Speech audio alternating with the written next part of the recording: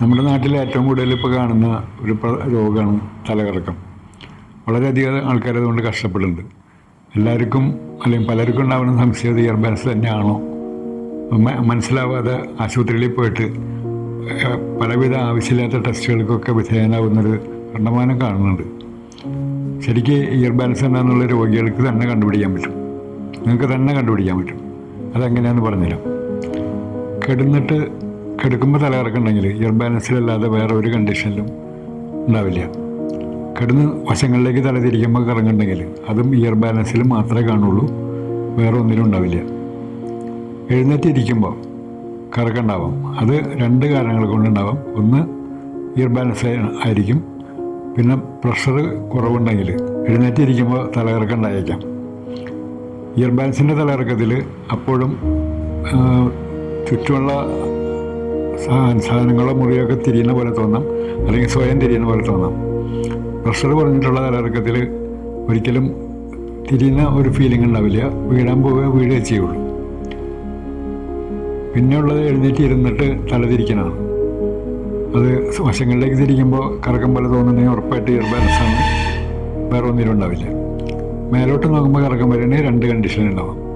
ഒന്ന് year balance തന്നെ, പിന്നെ ഈ നട്ടെല്ലിന് തേയ്മാനം സംഭവിച്ചിട്ട്, കഴുത്തിലെ കശേരുക്കൾക്ക് തേയ്മാനം സംഭവിച്ചിട്ട് തലച്ചോറിലേക്ക് രക്തോട്ടം കുറഞ്ഞിട്ട് ഉള്ളൊരു തലകറക്കം വരാം. അതിലൊരിക്കലും ഭൂമി തിരിയുന്ന പോലെ കാണില്ല. ഈ പറഞ്ഞതിൽ നിന്ന് ഇയർ ബാലൻസ് സ്വയം തന്നെ കണ്ടുപിടിക്കാൻ പറ്റുന്നു. അതിനുവേണ്ടി എൻ്റെ അടുത്ത് പോലും വരേണ്ട ആവശ്യമില്ല എന്നിപ്പോൾ മനസ്സിലായല്ലോ. ഇയർ ബാലൻസ് ആണെങ്കിൽ അത് മരുന്നുമില്ല. മാറ്റാൻ വേണ്ടിയിട്ട് ഇന്നേ വരെ ഒരു മരുന്നും കണ്ടുപിടിച്ചിട്ടില്ല. സാധാരണ എഴുതി കൊടുക്കുന്ന മരുന്നുകളെല്ലാം എല്ലാ തലകറക്കത്തിനും കൊടുക്കണമെന്ന്. ഇയർ ബാലൻസ് മാറ്റാൻ വേണ്ടി ഇന്നേ വരെ ഒരു മരുന്നും കണ്ടുപിടിച്ചിട്ടില്ല. പക്ഷേ ഇയർ ബാലൻസ് നമുക്കത് എല്ലാത്തിനും മാറ്റാൻ പറ്റും. അതിന് ഓട്ടോലിത്ത് റീപൊസിഷനിങ് പറഞ്ഞൊരു പ്രൊസീജിയറാണ് ചെയ്യുന്നത്. അത് പല ആശുപത്രികളിലും ചെയ്യുന്നുണ്ട്. പക്ഷെ ആ പ്രൊസീജിയറുകളൊക്കെ രോഗിക്ക് വളരെ ബുദ്ധിമുട്ടുണ്ടാക്കണം. നാല് മെത്തേഡ്സ് പറയാറുണ്ട്. എക്സർസൈസായിട്ടും പ്രൊസീജിയറായിട്ടും. എപ്ലി മനുവർ, ജിക്സാൽപൈക്ക് മനുവർ, വാൻഡോർഫ് എക്സർസൈസ്, സെയ്മോൺ മനുവർ. ഇത് എല്ലാവർക്കും ചെയ്യാറില്ലെങ്കിലും പലർക്കും ഡോക്ടർമാർ നിർദ്ദേശിക്കാറുള്ളതാണ്. ഇതുകൊണ്ടൊന്നും മിക്കവാറും രോഗം മാറിക്കിട്ടാൻ സാധ്യതയില്ല. രോഗിക്കാണെങ്കിൽ വളരെ കഷ്ടപ്പാടായിരിക്കും. അത് അനുഭവിച്ചവർക്കറിയാം. തലകറക്കം എന്ന് പറയുന്നത് സാധാരണ ആസ്പത്രിയിൽ പോയാൽ കുറേ ടെസ്റ്റുകൾ, സ്കാനിങ്, MRI എല്ലാം ചെയ്യും. ഇത് ചെയ്ത് കഴിഞ്ഞാലും ഇതിലൊന്നും ഇയർ ബാലൻസിനെ പറ്റിയൊന്നും കണ്ടുപിടിക്കാൻ പറ്റില്ല. ഇയർ ബാലൻസിനെ പറ്റി കണ്ടുപിടിക്കാൻ പറ്റിയ ടെസ്റ്റുകളും ക്ലിയറായിട്ട് കണ്ടുപിടിക്കാൻ പറ്റുന്ന ടെസ്റ്റുകളൊന്നും ഇല്ല എന്നുള്ളതാണ് സത്യം. കണ്ടമാനം ടെസ്റ്റ് ചെയ്യാറുണ്ട്. പിന്നെ ഇത് ഇയർ ബാലൻസ് വരുമ്പോൾ വല്ലാത്ത ഛർദി ഉണ്ടാവാം, നെഞ്ഞുവേദന ഉണ്ടാവാം, വയർപ്പുണ്ടാവാം, നെഞ്ഞെടുപ്പുണ്ടാവാം.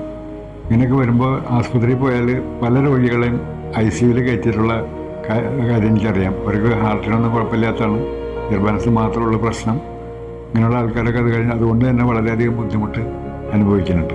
മുൻപ് കാലത്ത് ഈ 50 വയസ്സിന് മേലെയുള്ള ആൾക്കാർക്ക് മാത്രം കണ്ടിരുന്ന ഒരു രോഗമാണിത്. പക്ഷേ ഇപ്പോൾ അത് എല്ലാ പ്രായക്കാർക്കും കാണാനുണ്ട്. ചെറിയ കുട്ടികൾ വരെ ഇയർ ബാലൻസായിട്ട് വന്നിട്ടുണ്ട്. എല്ലാവർക്കും മാറ്റാൻ പറ്റിയിട്ടുണ്ട്. അതിൻ്റെ ഏറ്റവും പ്രധാനമായിട്ടുള്ള കാരണം ഇതിങ്ങനെ സ്പ്രെഡ് ചെയ്യാനുള്ള കാരണം മൊബൈൽ റേഡിയേഷനാണ്. മൊബൈൽ കൂടുതൽ യൂസ് ചെയ്യുന്നതുകൊണ്ട് വരുന്ന പ്രശ്നമാണ്. മൊബൈൽ റേഡിയേഷൻ എന്ന് പറഞ്ഞാൽ മൊബൈൽ യൂസ് ചെയ്യുന്നത് മാത്രമല്ല, വീടിനടുത്ത് സമീപ പ്രദേശങ്ങളിൽ മൊബൈൽ ടവർ ഉണ്ടായാലും റേഡിയേഷൻ കിട്ടും.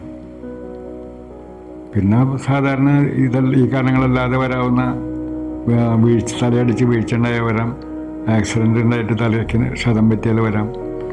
ഇപ്പോൾ ഈ അടുത്ത കാലത്തായിട്ട് പനി വന്നിട്ട്, വൈറൽ ഫീവർ വന്നിട്ട് കുറേ ഇയർ ബാലൻസ് പേഷ്യൻറ്റിനെ കാണുന്നുണ്ട്. അപ്പോൾ ഇത് മാറ്റിക്കളയാവുന്ന രോഗമാണ്. അതിന് എപ്ലി മനുവർ മുതലായ പരിപാടികൾ ചെയ്തിട്ട് സാധാരണ ഇത് മാറാനുള്ള സാധ്യതയുണ്ട്. എപ്ലി മനുവറിലത് മാറാനുള്ള സാധ്യതയുണ്ട്. പക്ഷേ രോഗിക്ക് അത് വളരെ കഷ്ടപ്പാടായിരിക്കും. അത് അനുഭവിച്ചിട്ടുള്ള രോഗികൾക്ക് മനസ്സിലാവും, അല്ലാത്തവർക്ക് അത് മനസ്സിലാവില്ല. അപ്പോൾ ഈ ഇയർ ബാലൻസിൻ്റെ അസുഖം ഒരിക്കലെങ്കിലും അനുഭവിച്ചിട്ടുള്ള ഒരു ഡോക്ടർ വരും. ഹലോ, അതെ രവി ഡോക്ടറാണ്. സാധിക്ക വീട്ടില് എവിടെ നിന്നാണ് വിളിക്കുന്നത്? എന്താ ക്ലിയർ ആയില്ല. എവിടെ നിന്നാണ് വിളിക്കുന്നത്?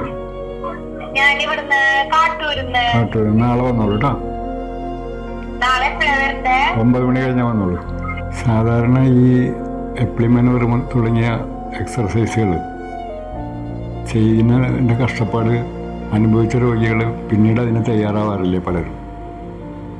ഇങ്ങനെയുള്ള ആൾക്കാരൊക്കെ എൻ്റെ അടുത്ത് വരാറുണ്ട്. അതെല്ലാം നമുക്ക് മാറ്റാൻ പറ്റാറുണ്ട്. ഇയർ ബാലൻസ് മാറ്റാൻ വേണ്ടി മരുന്നില്ല എന്ന് ഞാൻ നേരത്തെ തന്നെ സൂചിപ്പിച്ചിട്ടുള്ളതാണ്. സാധാരണ ഈ ഹോസ്പിറ്റലിൽ പോയിട്ടുണ്ടെങ്കിൽ ഡോക്ടർമാർ ഞാൻ നേരത്തെ പറഞ്ഞ പോലെ കുറേ ടെസ്റ്റുകളൊക്കെ ചെയ്യും. ആ ടെസ്റ്റുകൾ ചെയ്താലും ചെയ്തില്ലെങ്കിലും, സ്കാൻ ചെയ്താലും ചെയ്തില്ലെങ്കിലും എഴുതി കൊടുക്കുന്ന മരുന്ന് വെർട്ടിൻ തുടങ്ങിയ തലച്ചോറിൻ്റെ ഒരു ഭാഗത്തിനെ മയക്കാൻ മാത്രം ശേഷിയുള്ള ഇയർ ബാലൻസ് മാറ്റാൻ അല്ലാത്ത മരുന്നുകൾ തന്നെയാണ് എഴുതി കൊടുക്കുക. അതല്ലാതെ വേറെ മരുന്നൊന്നും അതിന് ചെയ്യാനില്ല. പിന്നെ ചിലപ്പോൾ ടെസ്റ്റ് ചെയ്തിട്ട് ഏത് സൈഡിലാണെന്ന് നോക്കാൻ വേണ്ടി ടെസ്റ്റ് ചെയ്യാമെന്നൊക്കെ പറയാറുണ്ട്. ആ ടെസ്റ്റ് ചെയ്ത് ഈ ബാലൻസിൻ്റെ കാരണം ലെഫ്റ്റ് സൈഡിലായാലും റൈറ്റ് സൈഡിലായാലും അവസാനം എഴുതി കൊടുക്കാൻ വേറെ മരുന്നില്ല. അതുകൊണ്ട് രോഗികൾ അതുകൊണ്ട് വളരെയധികം ബുദ്ധിമുട്ടുന്ന ഒരവസ്ഥയുണ്ട്. ഇത് ടെസ്റ്റ് ചെയ്യണതിൽ ഒരു അർത്ഥമില്ല എന്നാണ് എൻ്റെ വിശ്വാസം. തലകറക്കം, ഇയർ ബാലൻസ് എന്ന് പറഞ്ഞാൽ തലകറക്കം നമുക്ക് മാറ്റാൻ പറ്റും. ഇതൊന്നും ഇല്ലാതെ തന്നെ ഓട്ടോലിത്ത് റീപൊസിഷനിങ് പറഞ്ഞൊരു പ്രൊസീജിയറിൽ കൂടെ രോഗിക്കൊരു ബുദ്ധിമുട്ടും ഇല്ലാത്ത ഒരു സിസ്റ്റത്തിൽ കൂടെ നമുക്ക് മാറ്റാൻ പറ്റും. പിന്നെ അത് ബാക്കി സിസ്റ്റംസ് ഓഫ് മെഡിസിൻ അതിലൊന്നും ഇയർ ബാലൻസ് മാറ്റാനായിട്ട് ഒരു ചികിത്സയും ലഭ്യമല്ല. ഇയർ ബാലൻസ് കൊണ്ട് കഷ്ടപ്പെടുന്ന രോഗികൾ ലോകത്തിൽ എവിടെയുണ്ടെങ്കിലും, ഏത് സ്ഥലത്താണെങ്കിലും, ഏത് സ്ഥാപനത്തിലാണെങ്കിലും വീഡിയോ കോളിൽ കൂടെ നമുക്ക് മാറ്റാൻ പറ്റും. അങ്ങനെ ഇഷ്ടംപോലെ ആൾക്കാരെ മാറ്റിയ അനുഭവ സമ്പത്തും ഉണ്ട്.